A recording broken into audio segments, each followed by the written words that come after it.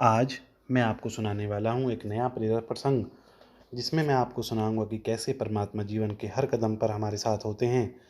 तो आइए सुनते हैं। प्रतिवर्ष माता पिता अपने पुत्र को गर्मी की छुट्टी में अपनी दादा दादी के घर ले जाते, 10-20 दिन वहाँ रहते और फिर लौट आते। ऐसा प्रतिवर्ष चलता रहा, किंतु कुछ वर्ष के पश्चात बालक थोड़ा बड़ा हो गया।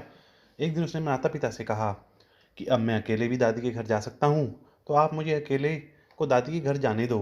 माता पिता पहले तो राजी नहीं हुए, परंतु बालक ने जब जोर दिया तो उसको सारी सावधानी समझाते हुए अनुमति दे दी।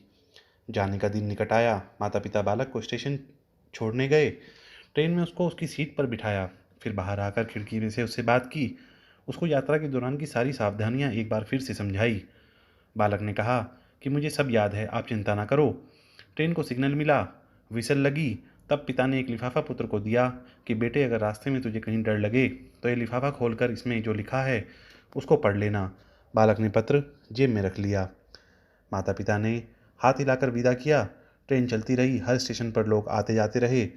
माता पिता ने हाथ हिलाकर विदा किया। ट्रेन चलती रही।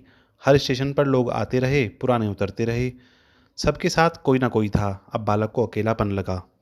ट्रेन में अगले स्टेशन पर ऐसी शख्सियत आई जिसका चेहरा देखने में भयानक था। पहली बार बिना माता पिता के, बिना किसी सहयोगी की यात्रा कर रहा था। उसने अपनी आंखें बंद कर सोने का प्रयास किया, परंतु बार बार वह चेहरा उसकी आंखों के सामने घूमने लगा। बालक भयभीत हो गया और रोने की स्थिति में आ गया। तब उसको पिता की चिट्ठी याद आई। उसने जेब में हाथ डाला। हाथ कांप रहा था। पत्र निकाला, लिफाफा खोला और पढ़ने लगा। पिता ने लिखा था, तू डर मत बेटा, मैं पास वाले कंपार्टमेंट में ही इसी गाड़ी में बैठा हूँ। बालक का चेहरा खिल उठा। सब डर छूमंतर हो गया। जीवन भी ऐसा ही है।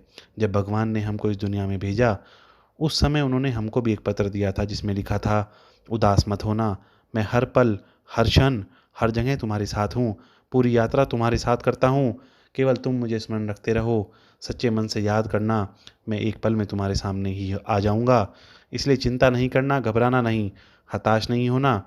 कहा जाता है कि चिंता करने से मानसिक और शारीरिक दोनों स्वास्थ्य प्रभावित होते हैं। परमात्मा पर, प्रभु पर, अपने इष्ट पर हर क्षण विश्वास रखें। हमारी पूरी जीवन यात्रा के दौरान वह हमेशा हमारे साथ हैं।